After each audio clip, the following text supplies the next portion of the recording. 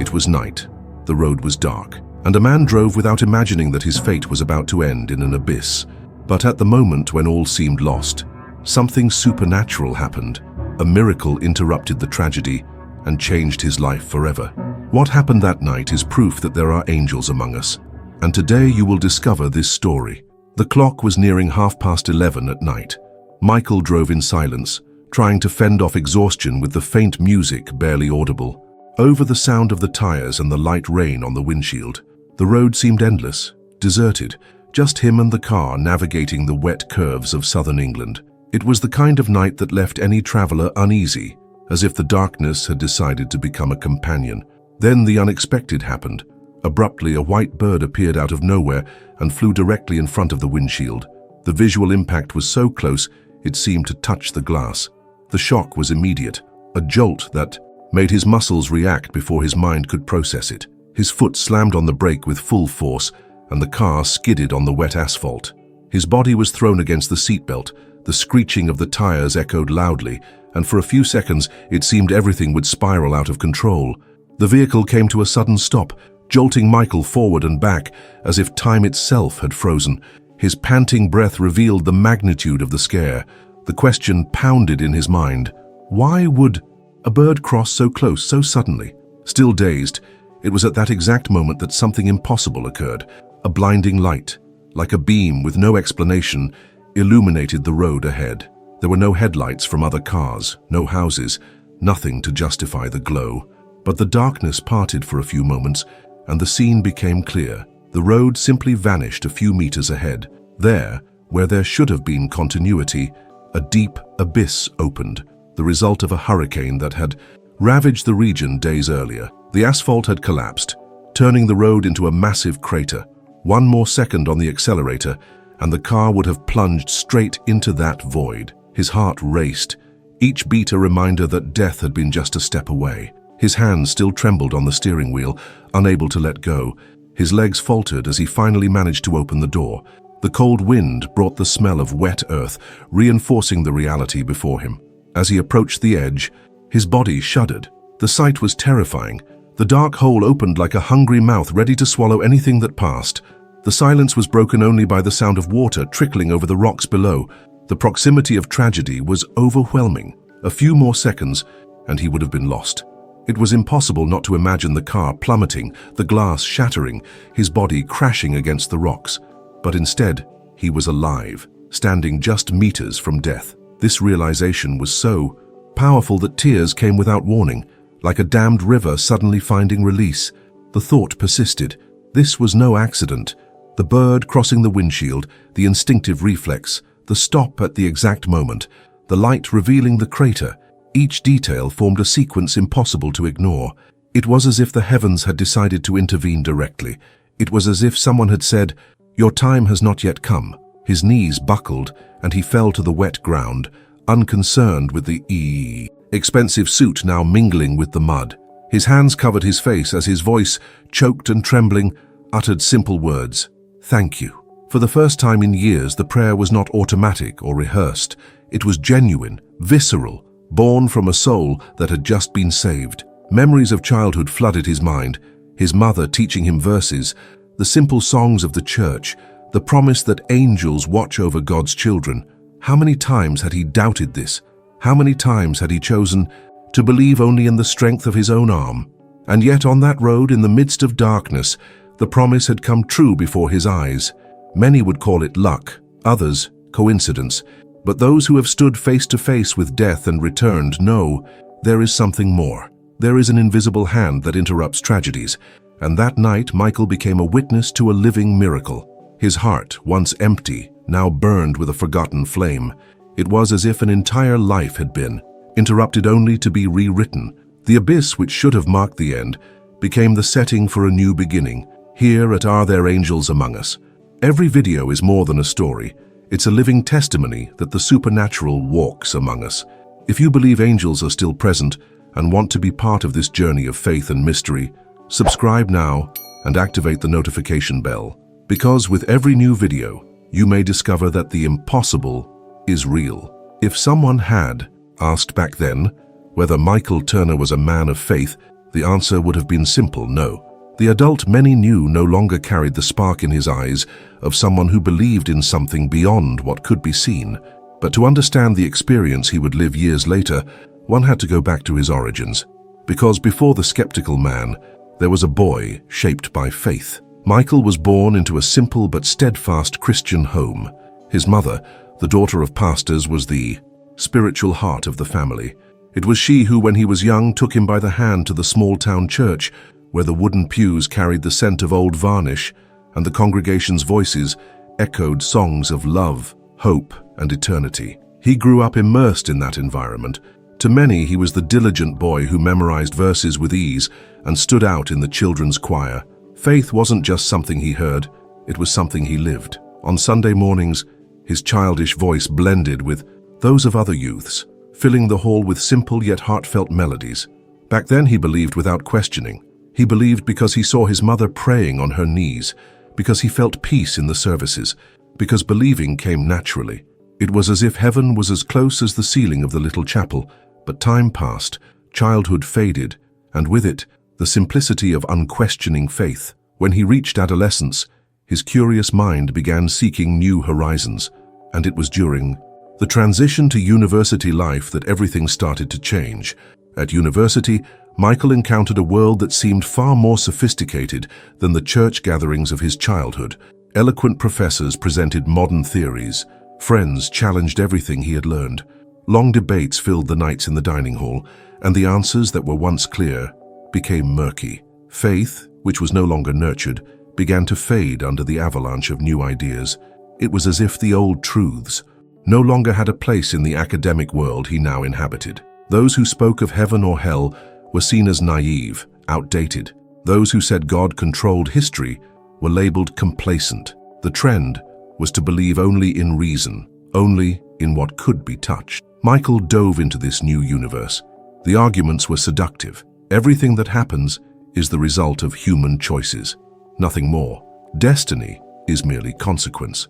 The idea that each person is the absolute master of their own path began to resonate with him. Little by little, the choir songs faded in his memory, replaced by philosophies proclaiming total autonomy and dismissing any notion of divine providence. The diligent church boy became a student fascinated by intellectual novelties. What he had learned from his mother, sitting on those wooden pews, came to be seen as outdated. Prayer, to him, became a naive, almost childish practice. Heaven and hell, mere metaphors created to control minds. Biblical stories, ancient narratives, irrelevant to the modern world. And so, little by little, he built a new foundation for his life. A foundation that seemed solid, but carried invisible cracks. Because behind the theories and speeches, something in him remained restless. He wouldn't admit it aloud, but there were nights when the silence was deafening. The emptiness settled in, and no philosophical answer could fill it. To his peers, Michael was just another brilliant young man, full of modern convictions. To his family, a son who no longer spoke much about faith, but deep down he was someone drifting not only from the church, but from himself. The man who once sang in the choir could no longer sing any melody of hope. This was the silent turning point. No noise, no visible ruptures, just a gradual distancing from everything that had once been his foundation. And so, upon graduating, Michael had become a man shaped by the belief that he was alone in the world, master of every decision, lord of every achievement, but an orphan of what truly sustained his soul.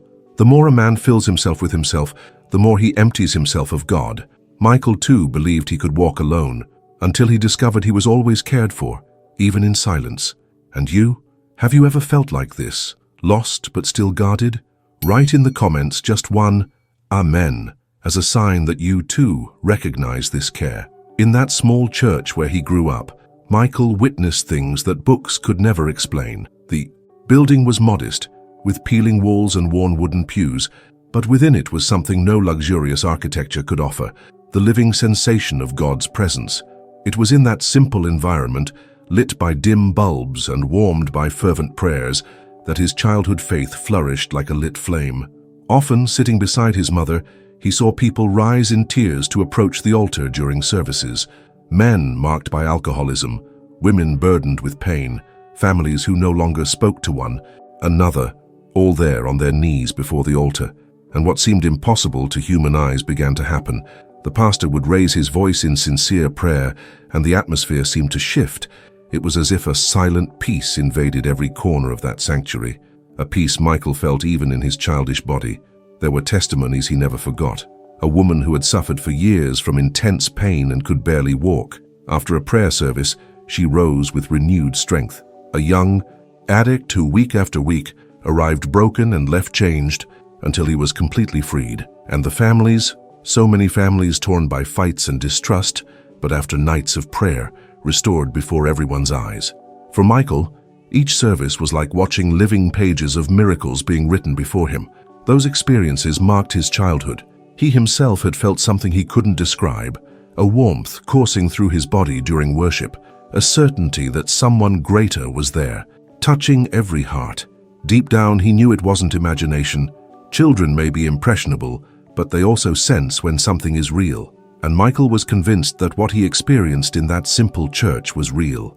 But the years passed, and with adolescence came curiosity. When he entered university, the environment was different.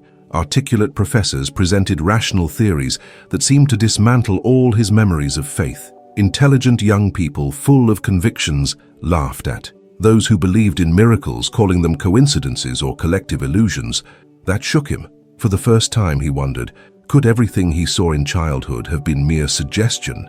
Were the healings real, or just the result of emotion? Skepticism settled in gradually. When he recalled the scenes in church, he no longer saw them as miracles, but as poorly explained stories. When he thought of the presence of God he had felt, he reduced it to an emotional reaction. The boy who once sang in the choir with closed eyes and a burning heart now questioned whether it had all been an illusion. The same boy who once believed with all his strength began to deconstruct his own faith. And so, over the years, his mind put every memory on trial. Those restored families? Perhaps just human effort. The woman who rose from the pew? Maybe a psychological improvement. The freedom from addiction? Maybe discipline and willpower. What was once certainty became subject to questioning. Michael chose to believe everything was the result of choices, not divine intervention. Yet there were nights when the silence haunted him. Lying in bed, he remembered the children's choir, the raised hands in prayer, the sincere tears he saw fall at the altar. He recalled the peace that filled that small sanctuary. He quietly wondered if it could all really be reduced to mere coincidences, but he lacked the courage to admit it. It was easier to don the armor of reason and say none of it was real. This inner conflict persisted into his adult life. A successful man on the outside, but marked by internal doubts he never found the courage to answer. And so he continued, distant, living as if none of it had existed, until the night the dark road placed him face to face with the inexplicable. In college, Michael traded faith for reason. If it were you, which would carry more weight in your life today? Write in the comments, faith or reason, and see which side more hearts align with. Michael Turner grew up and achieved what many only dreamed of. He became a respected professional with prestige in London, known for his intelligence and leadership. His opinions were heard in critical meetings, his name mentioned at important events, his career climbing step by step. To those looking from the outside, he was a fulfilled man, but inside he carried an absence he couldn't explain, and this contrast between appearance and essence became increasingly evident. His professional success demanded long hours, ambitious goals, and quick decisions. Recognition came in the form of awards, invitations, and trips, but nothing filled the silence that arose when he returned home alone. It was as if, after every victory, his heart quietly asked, "And now?" This silent questioning followed him like a faithful shadow, reminding him that not every achievement shines as brightly as it seems. And each time this emptiness appeared, the memory of his childhood returned like a flame that refused to be extinguished. Though he tried to silence the voice of the past, memories of the small church always returned at unexpected moments. Sometimes during a conference, when someone spoke of purpose. Other times, alone in his modern apartment, staring at the dark ceiling. He remembered the songs, the fervent prayers, the hands raised in faith. The contrast was painful. He had everything the world said was necessary, but he missed what he had left behind. And this discomfort grew silently, like water seeping into cracks. In contemporary society, it's common to find people like Michael, who reach the top only to discover there are no answers there. Studies show that high-level executives have above-average rates of depression and anxiety, precisely because they live under constant pressure and rarely find space to nurture their spirit. Michael's story echoed this pattern. He had the money to travel anywhere in the world, but he couldn't travel within himself without facing uncomfortable questions. And the lack of peace respects neither diplomas nor titles. There were nights when he attended lavish dinners, surrounded by people who admired him, but upon returning to the silence of his apartment, he felt like an actor after the curtain falls. The lights went out, the costume was put away, and all that remained was the ordinary, vulnerable man who looked in the mirror and saw emptiness in his own eyes. It was in those moments that the longing for God's presence hit hardest. He tried to push the thought away, but the more he denied it, the stronger it returned. Deep down he knew, the absence he felt wasn't for things, it was for faith. Even so, he didn't let anyone notice. The image of strength had to be maintained. At work, he was the confident leader. Among friends, the man with all the answers. But the truth was, the questions that mattered most went unanswered. When his mind recalled the miracles of childhood, the question arose, was it real, or was it just emotion? These doubts gnawed at him. It was as if he were torn between the rationalism taught by the academic world and the vivid memory of experiences he couldn't deny. This inner conflict followed him through every achievement. It was like having a glass full of water but still being thirsty. A cruel paradox. The more he filled himself with status and recognition, the more he emptied inside. And in silence, Michael missed something he would never admit publicly. He missed the faith that had once sustained him. He missed the gentle voice of God which seemed distant. He missed being just the boy who sang in the choir and believed without reservation. This was the weight he carried, that of a man who had everything but still felt he had nothing. A man who tried to stifle his longing for God, but discovered that this emptiness cannot be silenced forever. Michael achieved everything the world values, but he remained empty. And you, have you ever felt that sensation of achieving something and still not feeling complete? Right, I felt it. And see how many others have gone through the same. No matter how much he tried to silence the voice of faith, Michael carried within him an emptiness that could never be fully suppressed. It was like a persistent memory, akin to the sound of a song that lingers in the mind even after the melody has stopped playing. In the silence of his soul, there was a heart still searching. It was as if something invisible pushed him, even when he tried to move in the opposite direction, and that something was none other than God himself, who never stopped watching over him. The Bible describes God's love with a powerful image, the shepherd who leaves 99 sheep in the fold to seek the one that is lost. That story, which Michael had heard so many times in childhood, took on new meaning without him even realizing it. Like that sheep, he had strayed, chosen other paths, listened to other voices. But in the heart of the shepherd, he remained irreplaceable. There was no forgetting, no giving up.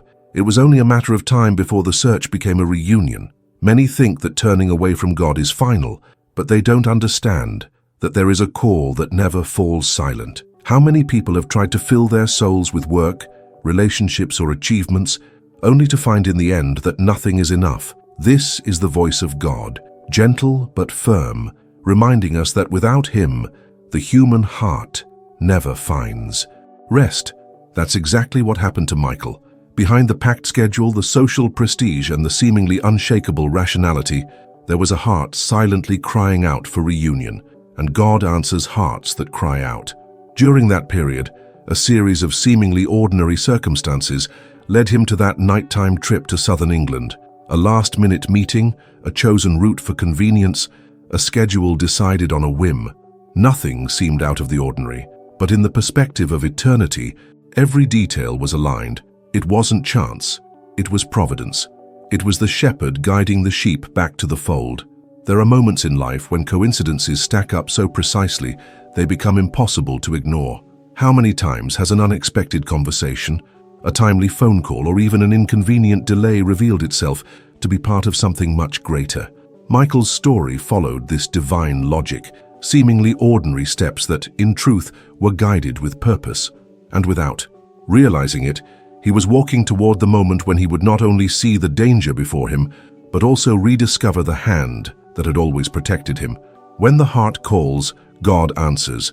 And on that rainy night, the answer was clear. Michael needed to reconnect with his Creator. The road's path was merely the stage for a reunion already written in God's heart, and it was in that setting, among wet curves and the darkness of the trees, that the parable of the lost sheep ceased to be just a story told from a church pulpit and became a living reality. And so a man who seemed to have everything but carried an emptiness was about to discover that the shepherd never gives up on his sheep, even those who try to hide behind titles and theories. That night Michael Turner should have died.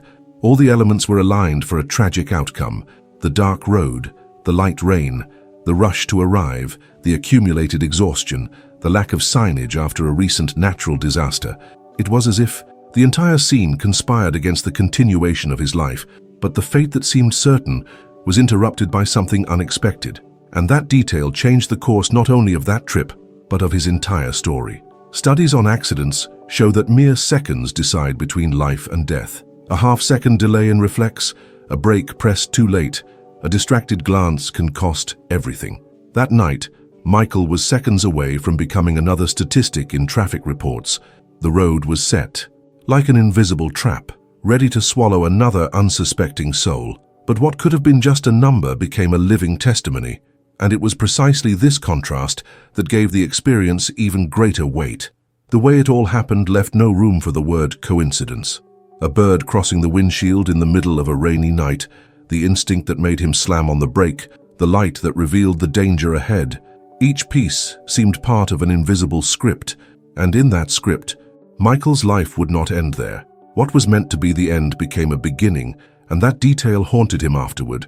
Why, among so many, was he spared? That question echoed in his mind for months, impossible to ignore.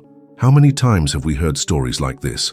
People who escape fatal accidents by seconds, who get off planes that later crash, who change their route and avoid tragedies. Some call it luck. Some say it wasn't their time, but those who have experienced the closeness of death understand there is a line too thin between continuing to breathe and being remembered only in memories. And for Michael, that line was held by hands he no longer wanted to acknowledge, but which revealed themselves clearly that night.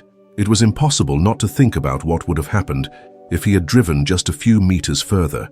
The image of the car plummeting into the void, the glass shattering, his body being thrown into the unknown, hammered at his mind. It was like watching a movie in which he was the protagonist, but whose script was rewritten at the last moment. This feeling of being pulled from an inevitable fate left him marked. And every mark has a purpose, even when it's not yet clear. The truth is, humans rarely value the miracle of the everyday until confronted with the fragility of their own lives. Breathing, waking up, crossing a street, all of it is a miracle, but we only remember when we nearly lose it. Michael only realized this when he stood before the abyss. It was there that he understood. Life is not as controllable as he believed.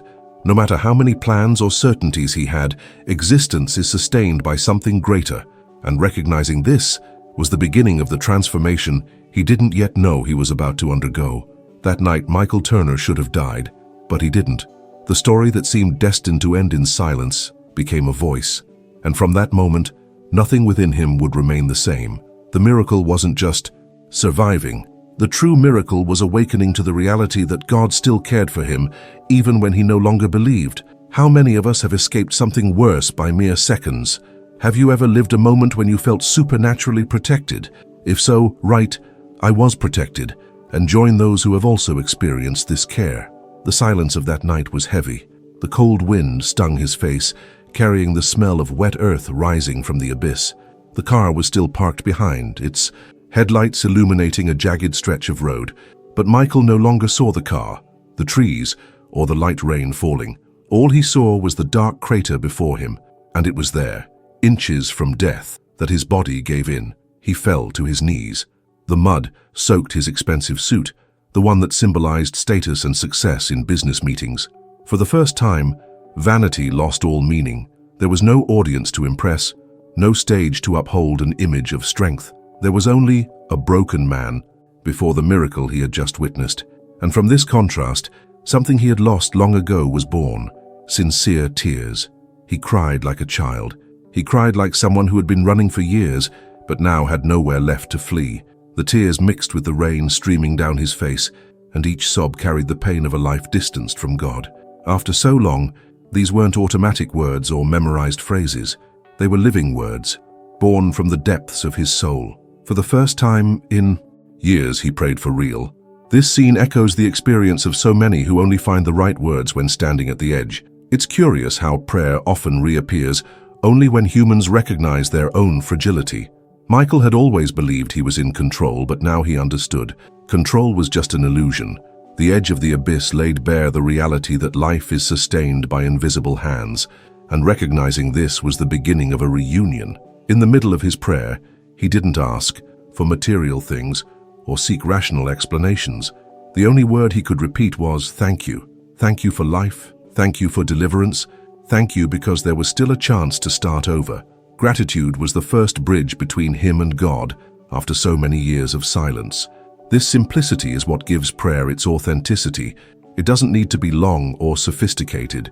It needs to be true. And in that moment, something happened within him. A feeling he had known in childhood but forgotten over time returned with force. It wasn't just relief at having survived. It was something deeper, an invisible embrace, a gentle presence, a peace that defied explanation. There were no technical words to define it. What he felt was what so many describe as the presence of God. And in that inhospitable place facing the abyss, he found a home for his soul. Stories like this show that sometimes the greatest miracle isn't escaping death, but rediscovering life. Michael left that road with more than breath in his lungs. He left with a renewed conviction. He was not alone. God had protected him, even when he no longer believed. This is the kind of mark no one can erase, because it's not born of arguments, but of experiences. And it was there, before the crater, with his face stained with mud and his hands raised in gratitude, that Michael realized he had been given a second chance, and nothing within him would ever be the same. As he rose from the roadside, his knees still, dirty with mud, Michael understood something he had spent years trying to deny. His life wasn't the result of his choices alone, nor of chance, nor of coincidences. That deliverance carried a clear message. He was the lost sheep of Luke 15, and that night, the shepherd had come for him. This revelation made him tremble inside, because he realized that the God who seemed distant had never abandoned him. The love he had sought since childhood had reached him there, at the edge of the abyss. The parable he had heard so many times in childhood services now materialized in his life. The shepherd who leaves 99 to seek the one lost seemed exaggerated when it was just a story told from the pulpit. But when he found himself as the sheep that was found, he realized there was no exaggeration. It was the faithful portrait of grace.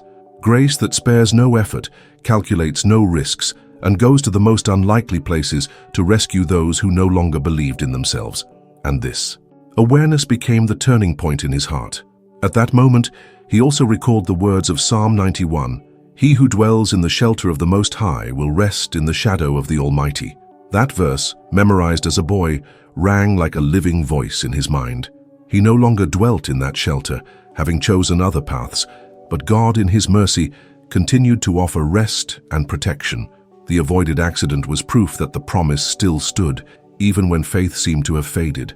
This detail made him cry again because he understood he was standing before a love that never gives up. Perhaps it's the same for many hearing this story now. Modern life fills us with distractions, responsibilities, achievements, and busyness. But deep down, there's an emptiness nothing can fill. Some try with work, others with relationships, others with money or recognition. But when the soul falls silent, the absence of God becomes deafening. And it's at that point that He comes to meet us, not with condemnation but with open arms, saying, "I'm still waiting for you." What happened to Michael wasn't just physical deliverance, it was a spiritual reunion. It was God reminding him that no one is beyond the reach of His grace. It was the shepherd descending the dangerous slope to rescue the sheep that had strayed. And if this story touches your heart, perhaps it's because you too need to hear the same truth. There's still time to return. There's still space in the fold. There's still a place beyond the shelter of the Most High to rest. This message doesn't reach you by chance. It's an answer to a weary heart. How many times have you faced situations where everything could have ended differently, but it didn't? How many times have you realized something inexplicable protected you? These signs aren't just coincidences. They're calls from God, trying to remind you that life has a greater purpose. Just as Michael understood on that road, perhaps it's your turn to recognize that there is a shepherd who seeks you with unconditional love. And that's why before closing, I leave a simple but transformative invitation. If you believe that angels are still among us and that God's protection is real, write in the comments, "I believe in God's protection," not just as a loose phrase, but as a declaration of faith, a mark of belonging to a community that believes in the care of the Most High. By writing, you'll be joining thousands who also testify to the same truth. And now, join me in a short but sincere prayer. Lord, I recognize that many times I've strayed, followed my own paths and got lost. But today, I return to you. Thank you for your care. Thank you for your protection. Thank you for never giving up on me. I surrender myself again into your hands, and I want to dwell in your safe shelter. Amen. This is the end of Michael's story, but it could be the beginning of yours, because the same hand that rescued him that night is extended to you now. Some stories end in silence, but leave an echo that never fades. Michael survived to prove that there are still angels among us, and when a heart returns to God, an entire life is transformed. But this is just one of many stories that reveal miracles hidden in our daily lives. New emotions are coming, new testimonies, new miracles. Click on the next video and dive into another story that will touch your heart deeply.